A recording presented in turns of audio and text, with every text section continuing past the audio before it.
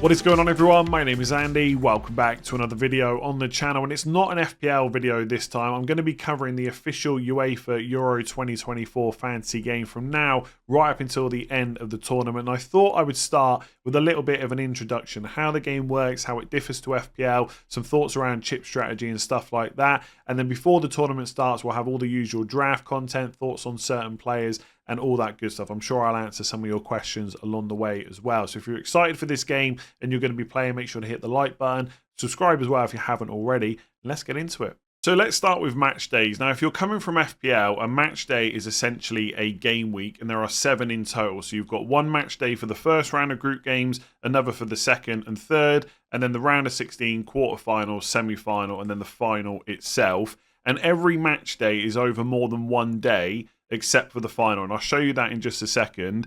And after the games finish each day, you can make subs or switch your captain. So if we go to the main Euro 2024 fantasy page, you can click on matches towards the top, and it will show you right now the first 3 match days. So essentially the first 3 group games. So once every team has played their first group game, that is match day 1 over, and then we move into match day 2. So match day 1 starts on Friday the 14th of June. You've just got one game that day, which is Germany, who are obviously the host, versus Scotland. Then you've got Saturday, Sunday, Monday, and Tuesday.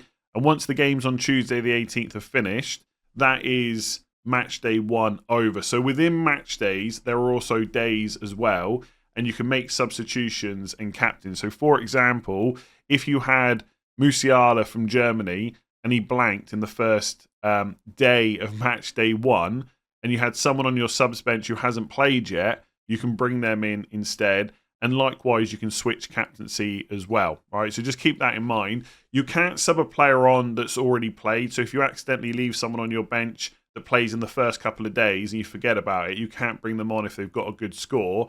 And you can switch captain each day, but you only get points for whoever you stick with, right? So let me show you how that works. This could be an example of match day 1 captaincy options. Okay, so if I had Musiala, Di Lorenzo from Italy, Kane, Mbappe, and Ronaldo, I've got a different captain for every day of match day 1. So match day 1's over 5 days. I think the group stages 2 and 3. So match day 2 and 3 are over 4 days, right? So for match day 1, I can have 5 different captains. If Musiala gets 7 points, obviously captain, that doubles to 14. I might feel like that's not enough. If I then captain Di Lorenzo, Kane, Mbappe, and Ronaldo, they all blank, then it's whoever I have stuck with by the end of the match day. I can't go back to Musiala just because he scored 7 points. Essentially, the strategy should be to have a player every day that you're happy to captain. It doesn't have to be the best option every day, because that obviously gets difficult with budget and stuff like that. But you want someone every single day. Even if it's like a defender from Germany on the opening day, if they happen to get a clean sheet and a goal, then you probably stick with them and not switch your captaincy. As a general rule, I will, especially in the group stages where you've got the most weak teams available to target, I will switch my captain if I've only got 1 return. Like, for me, that's not enough. Maybe as you get towards the end of the match day, you might change that. But if I captain Musiala day 1 of match day 1 and he got 1 goal, I would definitely switch, right? You want at least 2 returns before you think about sticking. And obviously, if you've got someone like Mbappe to come on the 4th day of match day 1 against Austria, then you're hoping that he can do pretty well in that match, right? So you're always going to gamble, especially in a short format like Euro 2024 fantasy is.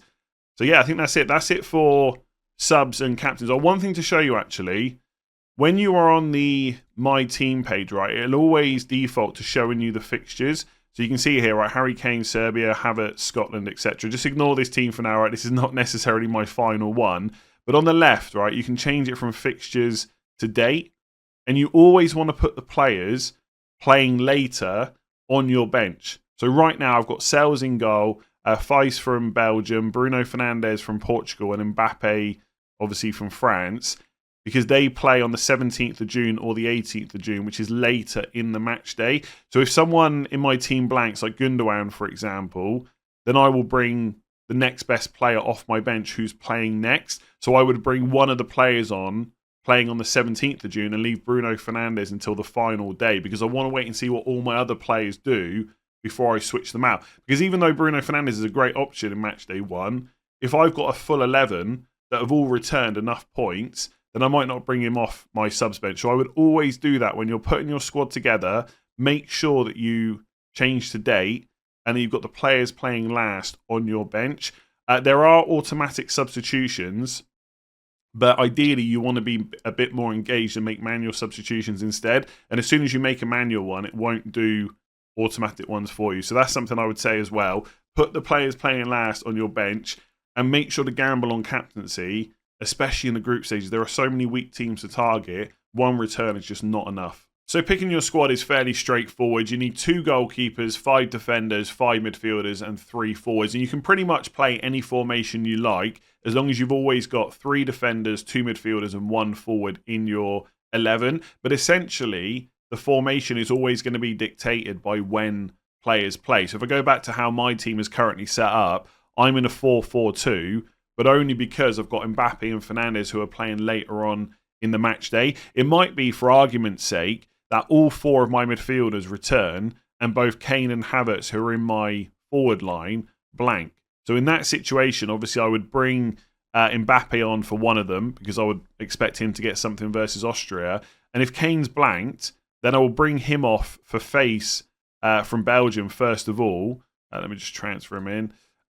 Because he's playing before Fernandes. So in that particular case, I'd be in a 5-4-1, which isn't a formation you generally play in fantasy. But if all those defenders have returned, like I said earlier, I wouldn't even bring Fernandes on. So formation is always going to be dictated by when players play. You initially have €100 million to spend. That does rise to €105 million from the round of 16 onwards. And that's basically because generally the better teams will go through. And in most cases, the better teams have more expensive players. So it gets a little bit more difficult to put teams together in the latter stages so you get a bit more money to spend. Some of those teams will have really good value players, and I'll talk about them when I do my first draft, best value players and stuff like that. But the money does go up. And then the number of players per team also increases as well. So in the group stages, it's a little bit like FPL. You can only have 3 players maximum from each country. I'd highly recommend, by the way, always having 3 England players, but that might be a little bit of bias from me. In the round of 16, you can have 4 players from each team, and the reason for that is obviously you've got less teams to pick from, and that increases as we go through. So 5 players from any given team in the quarterfinals, 6 in the semi-finals, and in the final, obviously, you've only got a couple of teams to choose from, so it goes up to 8. So that's picking your squad. So next I want to talk about the number of transfers you get at different stages throughout the tournament, as well as the 2 chips that are available to play, and a little bit of strategy conversation around that as well. Now, before the tournament starts, you get unlimited transfers, so you can make as many changes to your squad as you want up until the match day 1 deadline. Now, I don't think I've covered deadlines at any other point throughout this video, so I'll just quickly do it now. Essentially, for the match days, the deadline is the kickoff time of the first game of that match day. So if you go to the main Euro 2024 fantasy page, and again, click on matches at the top, the deadline for match day 1 is 8 o'clock UK time on Friday the 14th of June, because that's the kickoff time of Germany versus Scotland, the first game of the whole tournament. For match day 2, if you want to make any transfers or use a chip, the deadline is 2 o'clock UK time on the 19th of June, because that's the kickoff time for Croatia versus Albania, the first game of match day 2. So that's the match day deadlines. Within that, you have a deadline every single day for substitutions and captaincy. So as an example, if you captain Havertz for Germany versus Scotland and he blanks, and you've got Rodri for Spain on the following day on Saturday the 15th of June, he's your only player and you want to switch captaincy, you've got to do that by 2 o'clock UK time on the Saturday, because that's the kickoff time for Hungary versus Switzerland, the first game of that day. So even though Spain and Rodri don't play till 5 o'clock, the captaincy switch has to be made by 2 o'clock. So that's for both substitutions and captaincy changes. And to be honest with you, it pretty clearly spells it out on the website, right? So you shouldn't, I mean, you might miss it because that kind of stuff happens, especially when there's so many deadlines throughout the tournament. But in terms of knowing when it is, it's pretty clear. It's always the kickoff time of the first game of the day. In terms of the transfers at other stages of the tournament, Throughout the group stages, you get 2 per match day. So when you get to match day 2, you've got 2 transfers to use. If you only use one, you can carry the other one over to match day 3. So you can carry forward 1 transfer throughout the group stages. But I really wouldn't worry about it too much because most people are going to use at least 1 chip in the group stages, if not both of them. And I'll come on to that in a minute. Just to cover this off, though, you can't carry transfers forward once the knockouts start, nor if you use one of your chips. So if you were to use the limitless chip in match day 2, you don't carry forward the transfers that you haven't used into match day 3. Before the round of 16, you get unlimited transfers again. That's the same for everyone. And the reason for that is a lot of teams are going to get knocked out at the group stages. And sometimes you can get a little bit screwed over, right? If you've kind of, loaded up on players from certain teams and they get knocked out. So they give you unlimited transfers again before the round of 16. Then you get 3 transfers before the quarterfinals, 4 before the semi-finals, and 5 before the final. The only potential issue that we might fall into is between the round of 16 and quarterfinals, another 8 teams are going to get knocked out, and you've only got 3 transfers to deal with that. Now, if you load up on players from the favourites and they all go through, there's no issue. But if there's a couple of upsets there, you might need to make more than 3 transfers to get a decent team out.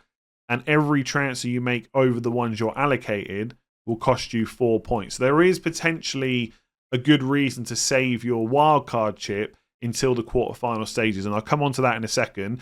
So the 2 chips, which I've already mentioned, are wildcard and limitless. Both allow you to change your team completely.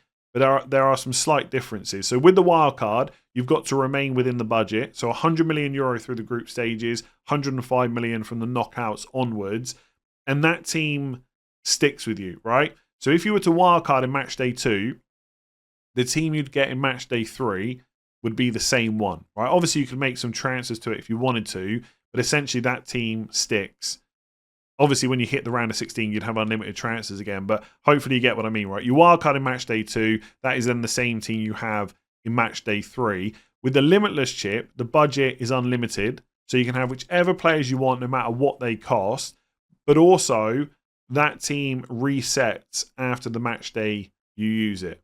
So if you set your team for match day 1 before the tournament starts, and then you limitless in match day 2, the team you have in match day 3 is the same one that you ended match day 1 with, right? So that's how the limitless works. That's how it's different to the wild card. The weakest teams to target throughout the tournament are in the group stages. Most of those teams are going to get knocked out in the groups, but that's where the most goals are going to be scored. That's why people like to use chips in the group stages, because the further you get on in the tournament, the better teams are usually left. And therefore, not only is it better attacks, it's also better defenses. And there doesn't tend to be as many goals. So for me, the limitless chip should absolutely be used in the group stage. There's no real reason to save that any later. In terms of whether match day 2 or 3 is better to use it on, right now, that's difficult to say. I need to give that a bit more thought. But essentially, let me just quickly show you here. This is how I'm thinking about it at the moment. In match day 2, some of the better teams that you're going to look to target have their toughest fixture of the group. So England, for example, got Denmark, which is not necessarily a tough game for them, but it is probably the toughest in their group. Spain have got to play Italy. Netherlands have got to play France. And you're probably going to have a few players from those teams. So you could limitless in match day 2 to remove some of the players from those teams. Not all of them, but you could have a few less.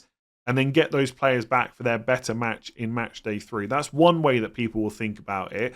Currently, I'm considering using the limitless chip in match day 3 because at least for the first 2 games, no one is going to be qualified. So the players that are likely to be in the best 11 are going to start both games.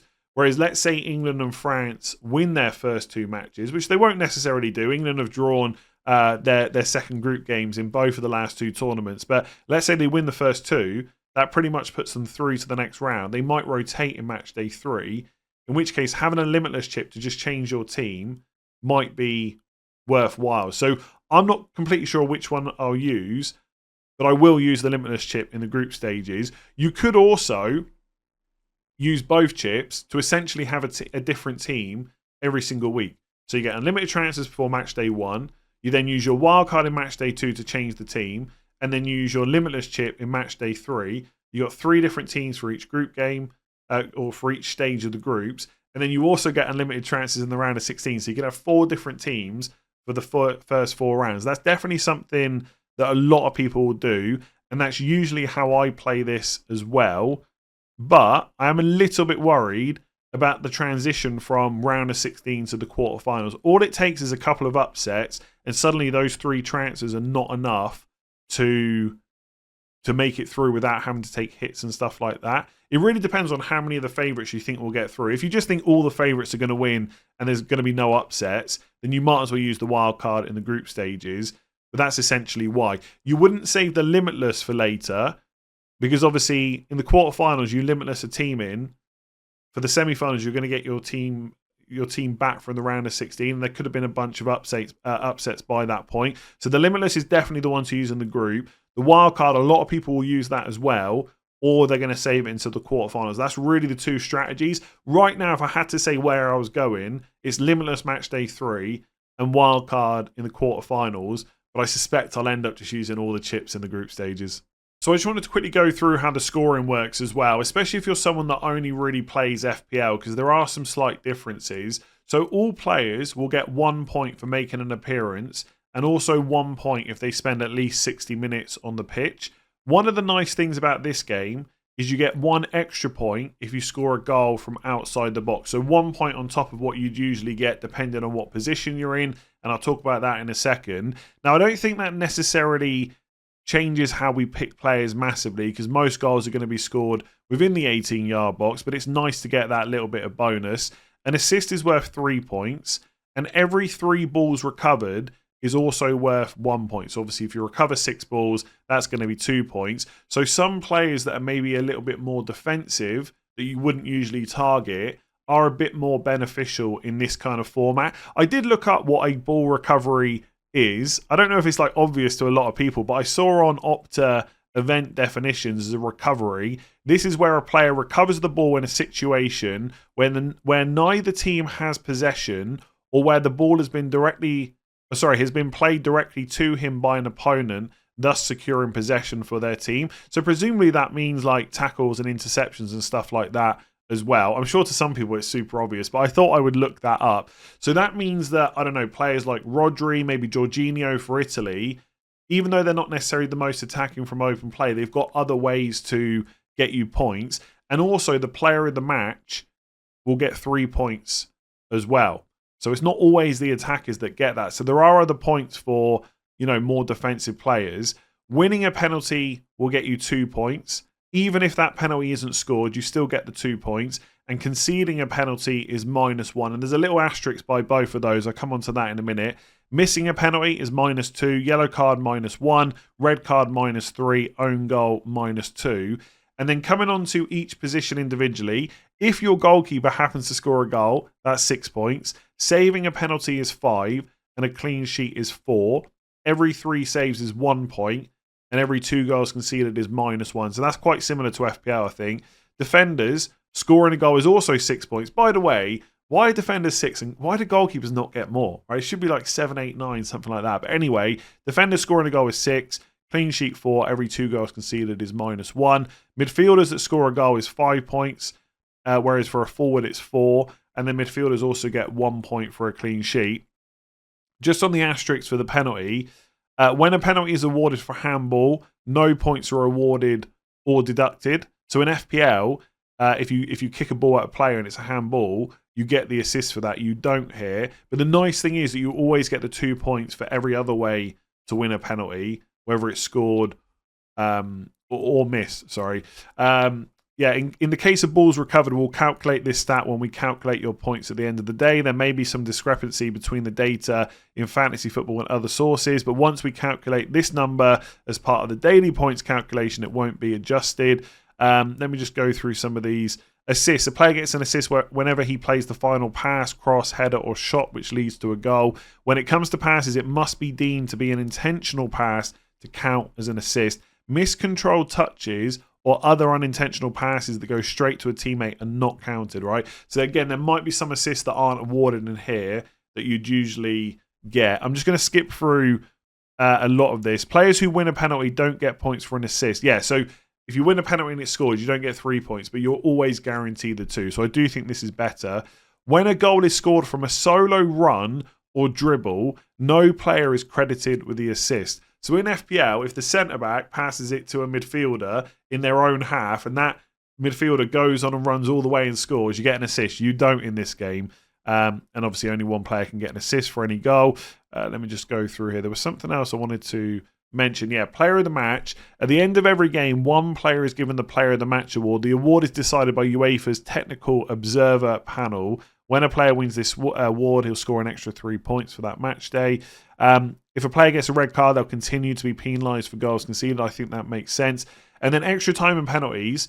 So, players will keep scoring points throughout extra time. However, players who play 120 minutes don't get double points for appearance or clean sheets, right? You only get the one for that. And if a match goes to penalties, no points will be scored during the shootout. So if a player scores a goal in the 105th minute, you get the points for that goal. But if they go and score a penalty in the shootout, you don't get anything for that. So that's the scoring. It's fairly similar, but I do think there's a lot more players that are viable. Like, I've mentioned him a lot already, right? But Rodri, for example, for Spain, is probably their main penalty taker, and he can get points for man of the match, and he can get points for ball recoveries. He suddenly becomes a little bit better than you might expect. So slight differences with the scoring, but a lot of it is the same too. So just to round this video off, if you're going to play Euro 2024 Fantasy, try and enjoy it. It's a short tournament. There's no rank history saved or anything like that. It's another 4 years until the next Euros. If you want to blow your chips in the group stages, do it. If you want to captain some defenders, which you wouldn't usually do,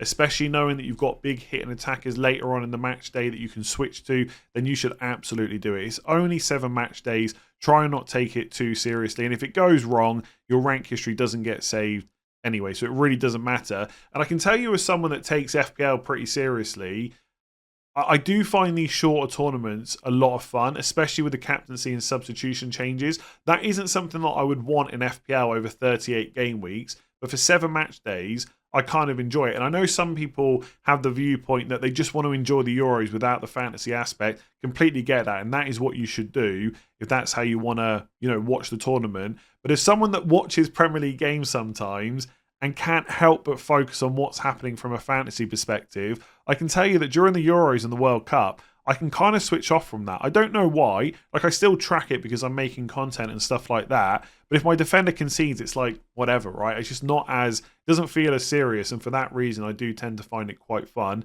If you want to join the Let's Talk FPL Mini League, the code is F2G4WJ. I'll put a link in the description below, both on podcast and on YouTube, if you just want to auto join as well. I'm going to have content covering the whole tournament. So there's plenty of videos coming before the tournament starts about best players, players to avoid, drafts and stuff like that. And I'll try and carry that through the whole tournament as well. There is one match day, which is going to be a little bit difficult to cover. I'll have to record stuff in advance for it. But apart from that, I'll be here right up until the final. First draft, hopefully tomorrow.